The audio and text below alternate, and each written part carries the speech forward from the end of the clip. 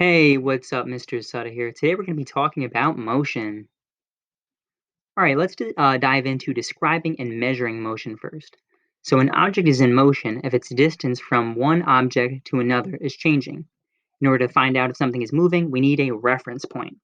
A reference point is a place or an object used for comparison to determine if something is in motion. So, for example, a passenger can use a tree as a reference point to decide if a train is moving.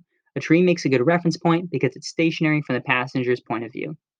An object is in motion if it changes position relative to a reference point. So now we're going to look at two examples of changing position and reference points. In the first case, are the passengers in a boat moving compared to a person standing on the shore, and why? So yes, the distance between the person and the passenger on the shore is changing. Therefore, they are in motion compared to the passengers in the boat are in motion compared to the people on the shore. Second scenario here, are seated passengers in a boat moving compared to the boat, and why? So, no, the distance between the boat and the passengers does not change. Therefore, the passengers in the boat are not moving compared to the boat. Distance is the length between 2 points, and the SI unit, that's the standard unit for distance, is the meter. So let's look at these two examples again of case 1 and case 2. So here's case 1. I have my little island here. I have my boat. After 5 minutes pass, there's my boat again. So how can we tell if the boat was moving?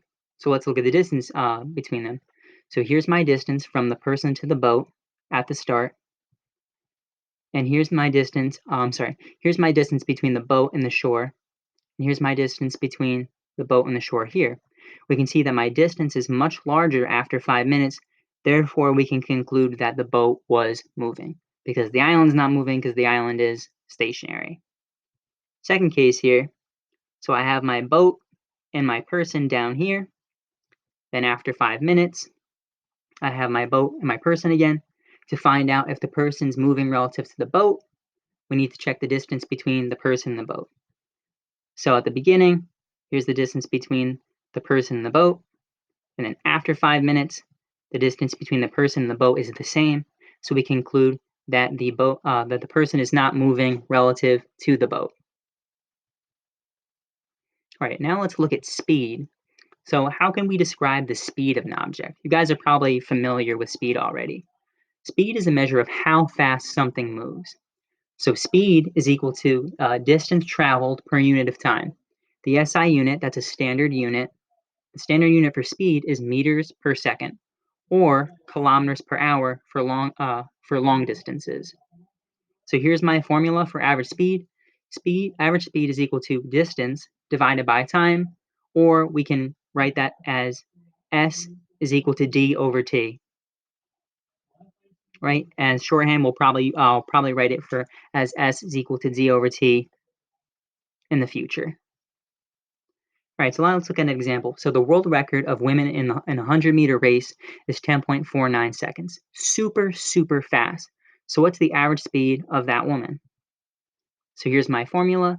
Average speed is equal to distance divided by time. Average speed is equal to 100 meters divided by the time, 10.49 seconds. So the average speed of the woman during the 100-meter race is 9.53 meters per second. Super, super fast. Now let's look at average speed. So a car travels at 50 kilometers per hour, then it slows down to 0 kilometers per hour, then it speeds up again to 60 kilometers per hour. So its average speed over the whole journey is equal to the overall distance traveled over the total time of travel. That's my formula for average speed. So average speed is the overall distance traveled divided by the total time of travel. So why do we need to know about average speed? So for example, while you're in a car, the average speed doesn't tell you the variations during the journey. On most trips, the speed at any instant is often different from the average speed. So for example, you could be driving along at 60 kilometers per hour, and then you come into a stoplight, so you have to slow down to 0. And then after the stoplight turns green, then the car can speed up again to 50 kilometers per hour. So the car during that leg of the journey went from 60 kilometers per hour to 0 kilometers per hour, and then back to 50 kilometers per hour. So my average speed will tell me about what was the average speed during that whole unit of time, not just those instantaneous speeds. So let's look at an example here.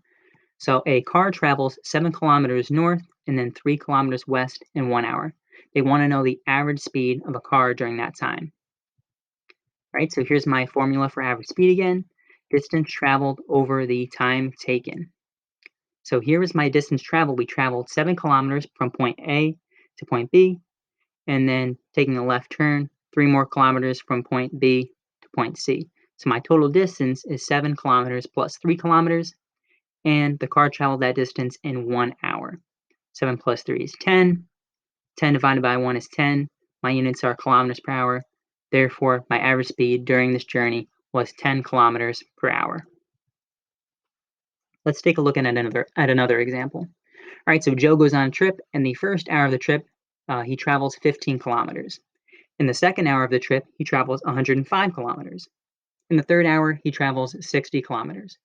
So they want to know what's Joe's average speed over the entire trip. So let's start with my formula again. Average speed is equal to total distance divided by total time. So I'm going to make my substitutions.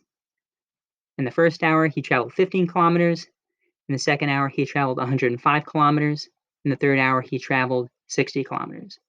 Now I have to add up my total time too. So he traveled 1 hour, then he traveled another hour, then he traveled another hour. So I'm going to add all those together. 15 kilometers plus 105 kilometers plus 60 kilometers is 180 kilometers. My total time traveled is 3 hours. 180 kilometers divided by 3 hours is 60 kilometers per hour. That's my average speed. But we can see that that's different from my instantaneous, from my speeds over the other parts of the journey. So for example, in the first hour, his speed was 15 kilometers per hour. In the second hour, his average speed was 105 kilometers per hour. And in the third hour, his average speed was 60 kilometers per hour. But when I look at all of my total distances and then all of my total time combined, I can see that my average speed is about 60 kilometers per hour.